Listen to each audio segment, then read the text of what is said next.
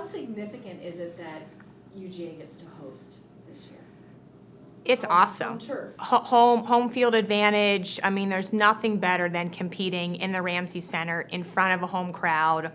I mean, we spend countless hours here, some of them years, training to be at NC2As, and to be able to host it is pretty remarkable. And I will say, my freshman year was the first year that we won our national title in '99 at home, and it couldn't have been a storybook tradition to my freshman year, to Jack's first national championship. And, so I'm trying to remind the girls of what that's like. And we've hosted SECs here before, but there's nothing than the pinnacle of the championships. Yeah, that was the first of 4 of your national championships. Mm-hmm. That's pretty incredible.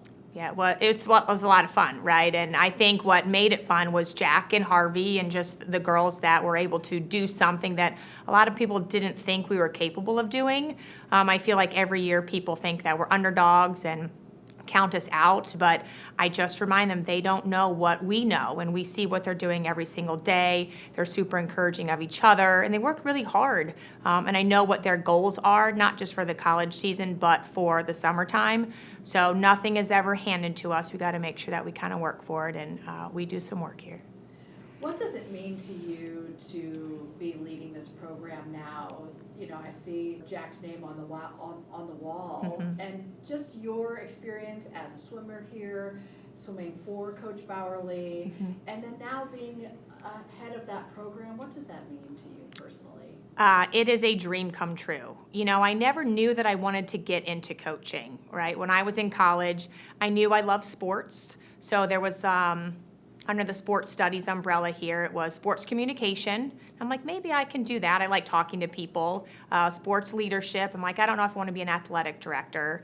Coaching, I'm like, I'm definitely not going to do that. So I'm like, well, let me just do sports communications. Had a great experience here with Georgia. Loved my time here. When I graduated, I went home, and I didn't really know what I wanted to do. They didn't really kind of prepare the athletes for that next chapter in their life. And I missed the sports, and I wanted to get back into the sport. And I had such a great experience here. I'm like, okay, let me get into college coaching again. And in 2012, I got another opportunity to come back to Athens to work alongside Jack. We won 3 more national titles, and he has provided and given me a lot of things here at Georgia. And when he announced his retirement and that they wanted to have me lead the women's program, I mean, it was emotional, and Jack had been here forever, and now I get to put my footprint on this program that has been historically first or second at a national championship, won countless SEC titles, All-Americans, national champions, Olympians, and it's pretty special. I kind of pinch myself every day that I get to do something that I love and I'm passionate about. And I also think it's really good for the women, because there's very few female head coaches out there, and they get to see what I do every day. So when they are done with their journey, not necessarily have to be a swim coach, so they could be the best teacher, the best doctor. They have a positive female role model that they emulate or kind of have looked up to and want to be that in whatever profession. So it's kind of really cool on both sides. I have to tell you, it surprised me to hear you say you hadn't always wanted to coach, because I watch you coach, and it feels like you are found the perfect fit. Perfect fit, yeah. I'm such a team person. I love being on a team. I love things that are bigger than myself. My goal is to get those girls, obviously, to swim fast when the lights are the biggest and the brightest, but I also want them to do well in school. I want them to be great people.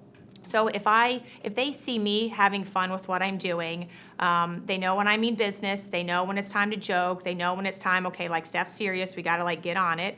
But it's coaching, right? I'm not curing cancer, I'm not a brain surgeon, I just wanna make a positive impact on their lives for the 4 or the 5 or the couple years that I have with them. So I just want me to have fun and enjoy the process. Talk about the relationship you have with the athletes. It's fun to see the interaction with you and the swimmers.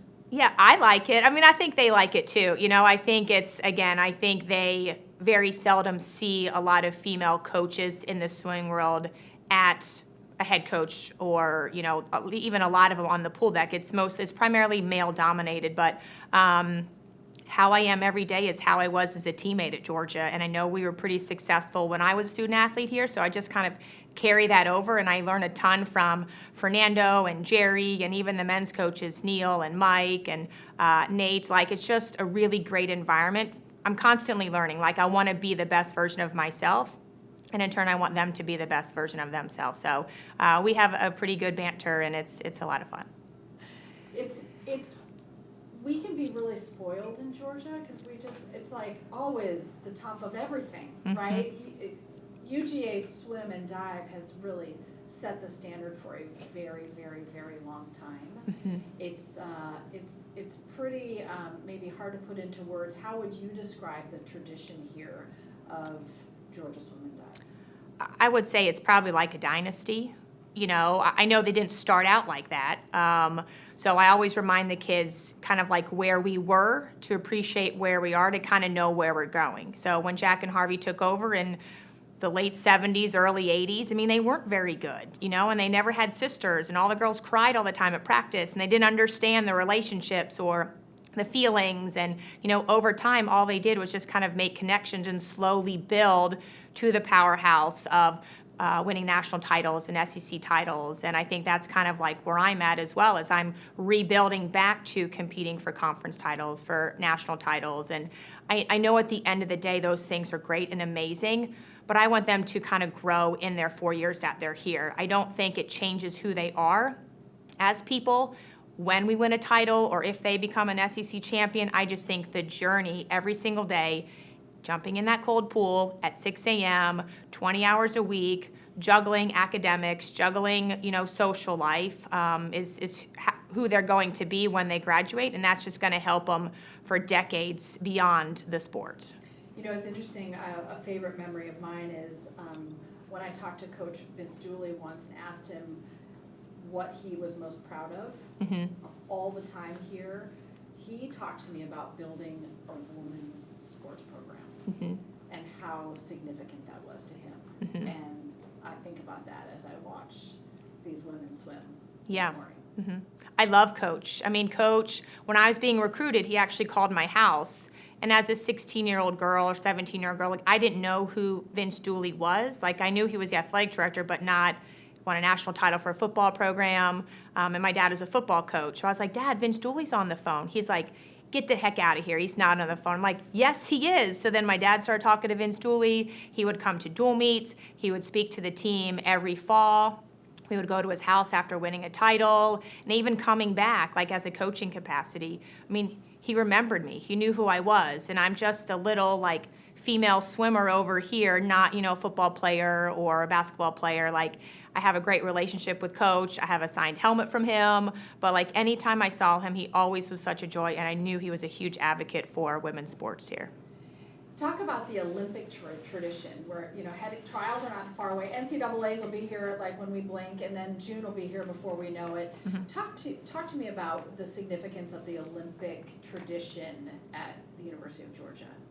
Yeah, it's pretty remarkable as well. I mean, we have, I think, historically put a minimum of 4 people on the Olympic team starting in 1996. We have one young lady, Sheila Taramino, who's been on 5 different Olympics, 4 different sports.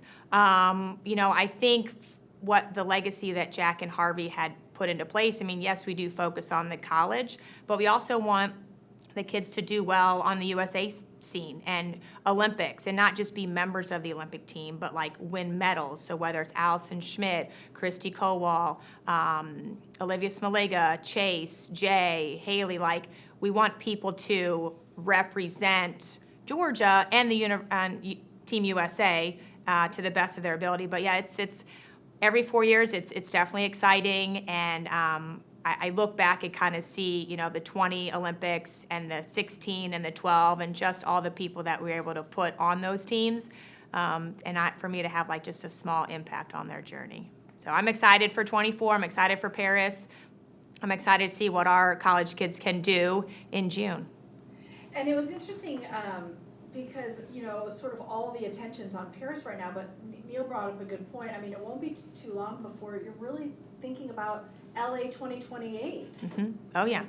It's good. It'll be here quick. It'll be here. It's just like recruiting. It never stops. It's always going. I think sometimes the hardest part is the Olympic trials, like making the team, I think is the hardest part, because you could be good for 364 days, but you got to be good on that day. And then when you go, you enjoy Paris, you enjoy the games, you get to wear the red, white, and blue, or we have a couple kids who represent their countries, so that's very exciting. But then when they come back, then you kind of like need to sit down and have a conversation. Okay, what's our focus? What's our 4-year plan? What's our 2-year plan? Like, what does that look like? What are your goals, and how can we help you get there? We talked about NCAAs from the perspective of being the home team, but how significant is it too for people from all over the country to come and experience Athens and UGA and the program here too? I don't think there's any other better college town than Athens. I mean, the food, the music scene, the nature, like the weather. I love it when people come, because I don't think that they realize like how amazing Athens is and a lot of things that you can do here. So I'm excited to have my friends come back and see Athens again. And for those who haven't really experienced it, like just be able to like walk around campus and walk around downtown and kind of do the things that maybe they don't think Athens offers. But I do think it's the best place to host the championships, and it's clearly the best place to live. I know I need to let you go. One other quick question. Just talk about the athletes and the kind of drive, determination, grit, the day in, day out. A casual observer of any sport maybe doesn't fully appreciate the level of commitment that it takes. Talk to me about the commitment you see in your athletes day in and day out. I think it's very rare in a sport, the amount of hours that they put in just to go like 0.2 faster, just to go a half a second faster, which is could be the difference between second and third place, making the team, not making the team, finaling at NC2As or, not finaling at NC2As. So, it's definitely a special breed for sure. To be able to stare at a black line for 2 hours in your thoughts, they can see and interact and like how we move on the pool deck, but they're the ones that are kind of like in their head most of the time. It's not like soccer or softball where you can have interaction and conversation. I get 20 seconds with them, so how can I make sure those 20 seconds are impactful and motivating and give them something to think about while they're, swimming? It's really cool, the sport that we're in, because everyone has hopes and dreams to make the Olympic team. I think it's less than 1% that actually make the Olympic team. But every day there's people that get in a very cold pool to try to make the Olympic team, and they just want to be better than they were yesterday. So I love that, because any of us could take a little something away from that and say, like, whatever it is we're facing each day, if we could just think of it like that, just make it a little bit better than the day before in whatever we are pursuing. Yep, you don't have to be great every day, just be good and just be better than you were yesterday. This is why you're born to be a coach. Yeah, thank you. I'm so glad that you found your thing. Yep. I've always just wanted to make an impact on somebody's journey, somebody's career, and because I feel that's what Georgia gave me, that's what Jack gave me, and that's what my teammates gave me, and I just want to give back to what was given to me.